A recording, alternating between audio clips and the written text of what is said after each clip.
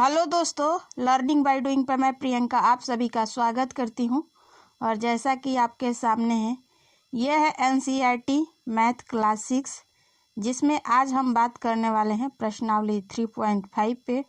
Video start करें उससे पहले अगर आप हमारे चैनल पे नए हैं तो वीडियो को लाइक करके चैनल को सब्सक्राइब करके आल का बटन प्रेस कर दे, ताकि डेली के आने वाले जो वीडियो है दोस्तों आपको ईजिली मिल सके। तो दोस्तों, बिना समय गवाए हुए जो आज का टॉपिक है प्रश्नावली 3.5, तो इनमें कैसे कैसे आपसे प्रश्न पूछे गए हैं, आइए इसके विषय में चर्चा करते हैं।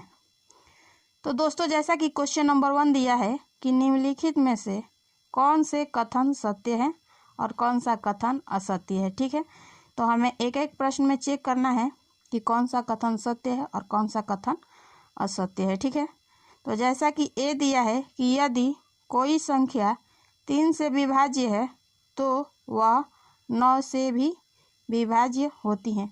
बताएं ये सत्य है कि असत्य। तो चलिए इस प्रश्न को हल करके सॉल्व करते हैं कि ये सत्य है कि असत्य। ठीक है, तो दोस्तों, जैसा कि आपका सवाल दिया है कि यदि कोई संख्या 3 से विभाज्य है तो वह 9 से भी विभाज्य होती है। तो मान लीजिए, माना कि संख्या, ऐसी संख्या लेनी है जो 3 से विभाज्य होती हैं, वो 6 से भी विभाज्य है। ठीक है, तो मान लीजिए कि मान लेते हैं वो संख्या 6 है। ठीक है, जब 6 का आप भाग देंगे 3 से तो कितने टाइम्स जाएगा, तो 2 टाइम्स, 3 2 जा 6। ठीक है, और यहाँ पे 0 हो जाता है। ठीक है, अब इसी संख्या में आपको 9 से क्या करना है, भाग देना है। तो जब 9 से 6 में भाग देंगे तो क्या जाएगा, तो नहीं, तो इसका मतलब गलत है, यानी ये कथन जो है आपका वो असत्य है। ठीक है, अब इसका क्वेश्चन नंबर बी देखते हैं। ठीक है दोस्तों, क्वेश्चन नंबर बी पूछा गया है आपसे कि यदि एक संख्या 9 से विभाज्य है तो वह 3 से भी अवश्य विभाज्य होंगी। ठीक है, तो चलिए इस प्रश्न को हल करके देखते हैं कि ये कथन सत्य है या असत्य। ठीक है, क्वेश्चन के हिसाब से हम बात करें दोस्तों, जब इस प्रश्न को सॉल्व करेंगे तो माना कि संख्या, ऐसी संख्या माननी है आपको कि जो 9 से भी विभाज्य हो और आपका 3 से भी। ठीक है, तो वो संख्या मान लेते हैं, कौन सी हो जाएगी, 18। जब 18 का भाग आप 18 में भाग आप 9 से देंगे, ठीक है, यानी 9 से, तो 9 दूनी 18।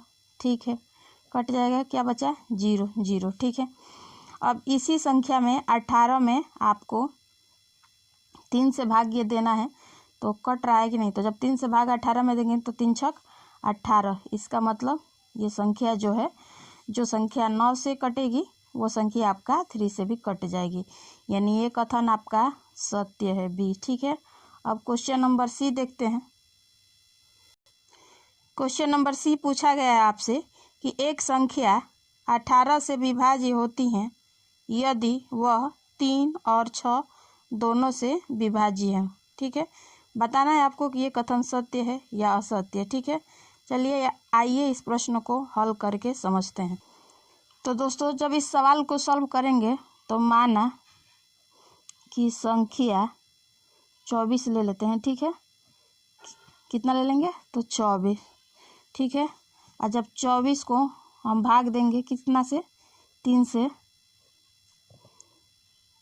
तो कितने बार में कट जाएगा, 3 8 24। ठीक है, इसी संख्या को आपको भाग देना है 24 को कितने से, 6 से। जब 24 का में आप भाग देंगे 6 से तो 6 चौके 24, यानी 3 और 6 दोनों से आपका 24 जो है विभाज्य हो रहा है। ठीक है, और दिए गए सवाल के मुताबिक कहा गया है कि जो संख्या आप मान रहे हैं उसमें आपको 18 से भी भाग देकर देखना है कि विभाज्य हो रहे हैं कि नहीं। ठीक है, तो जब 18 से आप भाग देंगे 24 में तो 18 दूनी तो हो जाएगा आपका 36, और यहाँ पे 24 दिया है, इसका मतलब ये कथन जो है आपका असत्य है। ठीक है, तो सी क्वेश्चन भी आपको अच्छे से समझ में आ गया होगा। चलिए आप देखते हैं इस प्रश्न का क्वेश्चन नंबर डी।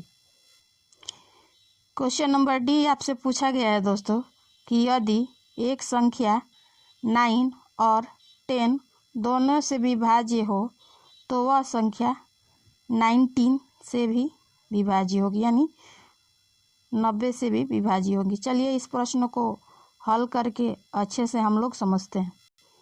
तो दोस्तों जब इस सवाल को हम लोग सॉल्व करेंगे क्वेश्चन नंबर डी को, तो माना संख्या 90 को ले लेंगे, ठीक है। कितने को? 90 को ही, जो कि आपके 9 से भी विभाज्य हो जाएंगी और 10 से भी, ठीक है। और जब 9 से 90 में भाग देंगे, ठीक है, तो कितने टाइम्स जाएगा? तो 10 टाइम्स जाएगा और ये पूरी तरीके से ये संख्या आपका कट जाएंगी, ठीक है। ये आपका 9 है, ठीक है। अब इसी 90 में आपको 10 से भाग देना है, तो कितने टाइम्स चला जाएगा? तो 9 टाइम्स, ठीक है। और यहाँ पे 90 हो जाएगा, ठीक है। अब आगे कहा गया है सवाल के मुताबिक कि वो संख्या जो 90 से विभाज्य होंगी, तो 90 में जब हम 90 से भाग देंगे, ठीक है, तो फिर भी आपका ये जो संख्या है 91 टाइम में कट जाएगी, ठीक है। इसका मतलब ये संख्या जो है आपका विभाज्य है, यानी ये कथन आपका जो है सत्य है, ठीक है।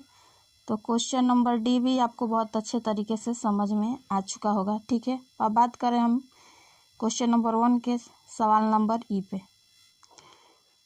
क्वेश्चन नंबर ई आपसे पूछा गया है दोस्तों कि यदि दो संख्याएं सअभाज्य हो तो इनमें से कम एक अवश्य ही अभाज्य संख्या होंगी, ठीक है। बताना है कि सत्य है कि असत्य, ठीक है। तो दोस्तों इस सवाल को सॉल्व नहीं करेंगे, ठीक है। इसको डायरेक्ट ही हम लोग जो है सत्य और असत्य में विभाजित कर देंगे, ठीक है। तो ये इसका करेक्ट आंसर होगा। तो ये इसका आंसर होगा आपका असत्य है, ठीक है। इसका बहुत ज़्यादा लंबा प्रोसेस है, ठीक है। इस चीज़ को आगे भी हम लोग बहुत अच्छे से समझेंगे, ठीक है। ऐसे क्वेश्चन आएंगे और भी। अब क्वेश्चन नंबर एफ है आपके सामने कि 4 से विभाज्य सभी संख्याएं 8 से भी अवश्य विभाज्य होनी चाहिए, ठीक है। चलिए आइए इस सवाल को सॉल्व करके समझते हैं। तो दोस्तों जब इस सवाल को सॉल्व करेंगे एफ नंबर कि माना संख्या आपका जो है जो 4 से भी विभाज्य हो और 8 से, ठीक है। तो 12 को मान लेते हैं, ठीक है। जब 12 का आप भाग देंगे 4 से तो ये तो कट जाएगा, ठीक है। 4 तिहाई 12, ठीक है। ये पूरी संख्या जो है आपका कट जा रहा है। लेकिन जब आप 12 में भाग आप 8 से देंगे तो ये संख्या आपका नहीं कटेगी। इसका मतलब ये क्वेश्चन जो है आपका असत्य है, ठीक है। तो ये क्वेश्चन भी आपको अच्छे से समझ में आ गया होगा, ठीक है। अगला क्वेश्चन है क्वेश्चन नंबर जी आपसे पूछा गया है कि 8 से विभाज्य सभी संख्याएं 4 से भी विभाज्य होनी चाहिए, ठीक है। यानी कथन सत्य है या असत्य। आइए इस सवाल को भी हम लोग समझते हैं। तो दोस्तों जब इस सवाल को सॉल्व करेंगे जी नंबर के, तो माना संख्या ऐसी संख्या लेनी है जो आपका 8 से भी विभाज्य हो और 4 से भी, ठीक है। तो 24 को ले लेते हैं, ठीक है। जब 24 में आप 8 से भाग देंगे तो कितने टाइम जाएगा? तो 3 टाइम और 3 के 24, ठीक है। ये संख्या पूरी आपका कट गया, ठीक है। अब 24 में जो है आपको कितने से भाग देना है? तो 4 से। तो कितने टाइम्स जाएगा? तो 6 टाइम, ठीक है। 24 यहाँ भी आपका पूरा कट जाएगा। तो इसका मतलब ये क्वेश्चन जो है आपका सत्य है, ठीक है। अगला क्वेश्चन है आपके सामने दोस्तों क्वेश्चन नंबर एच है आपके सामने दोस्तों कि यदि कोई संख्या दो संख्याओं को अलग अलग पूरा विभाजित करती है तो उनके योग को भी पूरी विभाजित करेगी, ठीक है। बताना है आपको कि ये क्वेश्चन सत्य है या असत्य, ठीक है। चलिए आइए इस सवाल को भी हल कर हम लोग समझते हैं। तो दोस्तों जब हम इस सवाल को सॉल्व करेंगे कि माना सबसे छोटी संख्या क्या है, भाज्य, तो आपका क्या हो जाएगा, वो हम 2 को लेंगे। ठीक है, 2 से हमको जो है सबसे छोटी भाज्य संख्या क्या है, 4 है। ठीक है, जब हम इसमें 2 से भाग देंगे तो 2 दूनी के 4। ठीक है, 2 टाइम्स में आपका कट जा रहा है। ठीक है, ऐसे ही एक और संख्या लेनी है, एक तो 4 हो गया और दूसरी संख्या जब हम लेंगे 6। ठीक है, 6 में जब हम 2 से भाग देंगे तो कितने टाइम जाएगा, 3 टाइम। ठीक है, ये भी 0 हो गया। और सवाल में आपसे पूछा गया है कि ऐसे दो संख्याओं को, ठीक है, क्या करना है, उनके योग करने पर, तो जब हम इसका योग करेंगे 4 अब प्लस 6, ठीक है, तो कितना हो जाएगा आपका 10। ठीक है, अब उस 10 में जो है कहा है कि योग करने पर वो संख्या जो है पूरी पूरी इस संख्या से विभाज्य हो जाएंगे। ठीक है, तो जब हम 10 में 2 से भाग देंगे तो कितने टाइम में कटेगा, तो 2 5 10। इसका मतलब ये संख्या योग करने पे भी पूरी पूरी कट जा रही है। तो ये क्वेश्चन आपका जो है दोस्तों वो है सत्य। ठीक है, तो ये सवाल भी आपको बहुत अच्छे से समझ में आ गया होगा। ठीक है, अगला क्वेश्चन है, क्वेश्चन नंबर आई आपसे पूछा है दोस्तों, यदि कोई संख्या दो संख्याओं के योग को पूरी तरह विभाजित करती है तो वह दोनों संख्याओं को अलग अलग भी विभाजित करेगी। ठीक है, देखना है कि ये क्वेश्चन सत्य है या असत्य। चलिए इस प्रश्न को भी हल करके समझते हैं। तो दोस्तों जब इस सवाल को सॉल्व करेंगे कि माना संख्या, दो ऐसी संख्या लेनी है, कैसी संख्या, अभाज्य, जिनको जोड़ने पर, ठीक है, वो संख्या जो है आपके 2 से विभाज्य हो जाए। ठीक है, तो जब जोड़ेंगे इसको तो कितना हो जाएगा, 7 और 5 आपका कितना हो जाएगा, 12 हो जाएगा। ठीक है, जब आप 12 में 2 से भाग देंगे तो कट जाएगी संख्या। ठीक है, कितने टाइम्स में, तो 6 टाइम में। ठीक है, 2 6 जा 12, तो यहाँ 0 0 ये पूरी संख्या कट जा रही है। लेकिन इसी संख्या में कहा है कि जब इसे 2 से भाग देंगे तो क्या ये संख्या कट रही है, देखो 2 से 5 में भाग दोगे तो ये संख्या नहीं कट रही है। ठीक है, ऐसे ही फिर इस संख्या में आपको भाग देना है, 7 में 2 से भाग देना है, तो ये भी आपका जो है नहीं कट रही है। इसका मतलब ये जो क्वेश्चन है वो आपका असत्य है। ठीक है, तो क्वेश्चन नंबर 1 के जितने भी सत्य और असत्य से संबंधित क्वेश्चन हैं उनको हम डिस्कस किए।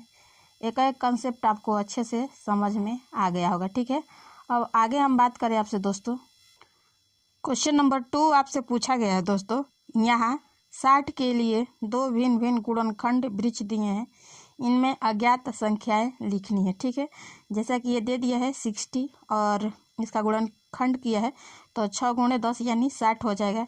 अब ऐसे ही आगे बताना है, 6 दिया है कि 6 के 2 दे दिया है और पूछा कि और इसमें कौन सी डिजिट आपके आएंगे। ठीक है, तो चलिए इस सवाल को भी हल करके समझते हैं। तो ये रहा क्वेश्चन नंबर 2 का 1। देखो यहाँ पे 60 दिया है और इसको मल्टीप्लाई जब आप करेंगे 10 छक्का 60। ठीक है, ऐसे ही इसका करना है। ठीक है, समझने के लिए हम मल्टीप्लाई का यूज़ कर रहे हैं। ठीक है, तो जब 2 दे दिया है और यहाँ पे कौन सी संख्या होनी चाहिए, तो 3 होनी चाहिए, और यहाँ पे 10 दे दिया है और 5 दे दिया है आपका, और पूछा है कि यहाँ पे खाली स्थान है तो कौन सी संख्या होगी, तो 5 × 2 यानी 10। तो यानी यहाँ पे आपका जो आ जाएगा, कौन कौन सी डिजिट आएगा, एक तो 2 आ जाएगा और दूसरे में आपका 3 आ जाएगा। ठीक है, तो इस तरह ये प्रश्न आपको अच्छे से समझ में आ गया होगा। ठीक है, ऐसे ही इसके क्वेश्चन नंबर बी भी आपसे पूछा गया है। ठीक है, यहाँ पे भी दे दिया है आपका 16। ठीक है, और कहा है कि कौन कौन सी यहाँ पे डिजिट आ जाएंगे। ठीक है, तो यहाँ पे 30 दे दिया है। ठीक है, तो 30 का पहाड़ा कितने बार पढ़ोगे तो 60 आएगा, तो 30 दूना का 60। ठीक है, अब यहाँ पे 30 दे दिया है और कहा कि यहाँ पे कौन सी संख्या आ जाएगी, तो 10 का पहाड़ा 3 बार पढ़ोगे तो 10 3 30। ठीक है, यहीं पे 10 दे दिया है, कह रहा है कि इसको 2 भागों में खंडित करो और 10 बनाओ। तो जब यहाँ पे हम लिखेंगे 2 और यहाँ पे 2 × 5 लिखेंगे तो 2 5 10। ठीक है, इस तरह ये आपका सवाल बन गया। ठीक है, तो ये भी सवाल आपको अच्छे से समझ में आया होगा दोस्तों। ठीक है, अगला क्वेश्चन है, क्वेश्चन नंबर 3 आपसे पूछा है दोस्तों कि एक भाज्य संख्या के अभाज्य गुणनखंड में किन गुणनखंड को सम्मिलित नहीं किया जाता है। ठीक है, तो चलिए आइए इस सवाल को भी हम लोग सॉल्व करते हैं, क्वेश्चन नंबर 3 को। ठीक है, तो क्वेश्चन नंबर 3 हम लोग जब दोस्तों सॉल्व करेंगे, ठीक है, तो माना ऐसी संख्या को आपको मानना है। ठीक है, माना वो संख्या आप ले लीजिए 12। ठीक है, और जब हम इसका गुणनखंड करेंगे, ठीक है, चलिए करते हैं। ये रहा 12, अब 2 से भाग देंगे, 2 छक्का 12। ठीक है, यहाँ पे 6 आ गया, फिर 2 से जाएगा, 2 3 आई 6। ठीक है, अब 3 से जाएगा, 3 एकम 3, और यहाँ पे लिखते हैं 1। ठीक है, तो जब हम इसका लिखते हैं दोस्तों, तो हम इसको ऐसे ही लिखते हैं, कौन इधर की संख्या लिखते हैं यहाँ से लेकर यहाँ तक। ठीक है, तो हम इसको लिखते हैं 2 × 2 × 3। ठीक है, जब आप इसका मल्टीप्लाई करेंगे तो 2 दूनी के 4 3 12 आ जाता है। ठीक है, अब ये बात करें आगे इसमें, तो जब इसका आंसर पूछा है दोस्तों, तो कहा कि कौन सी संख्या को सम्मिलित नहीं किया जाता है, तो एक तो 1 हो गया, और दूसरा आपका जो स्वयं संख्या है, तो लिखेंगे कि 1 और वह स्वयं संख्या होगी। ठीक है, जिसको आप गुणनखंड करते हैं, ठीक है, तो आप उसमें सम्मिलित नहीं करते हैं। ठीक है, ये इसका आंसर होगा। ठीक है, तो इस तरह आपका क्वेश्चन नंबर 3 भी आपको बहुत अच्छे से समझ में आ चुका होगा। ठीक है, तो ठीक है दोस्तों, आज की वीडियो यहीं तक। इसका नेक्स्ट पार्ट भी हम आप सभी के लिए लेकर आएंगे। अगर आप हमारे चैनल पे नए हैं तो वीडियो को लाइक करके, चैनल को सब्सक्राइब करके ऑल का बटन प्रेस कर दे, ताकि डेली के आने वाले जो वीडियो हैं दोस्तों आपको ईजिली मिल सके। अपने फ्रेंड कॉलिंग्स पीयर ग्रुप में जिनसे जुड़े हुए हैं उनके यहाँ वीडियो शेयर करें, ताकि अदर पर्सन को भी इस कंटेंट का प्रॉफिट मिलेगा। तो फिर मिलेंगे नेक्स्ट वीडियो और इसके सेकेंड टॉपिक के साथ। तब तक के लिए धन्यवाद। आपका दिन मंगलमय हो।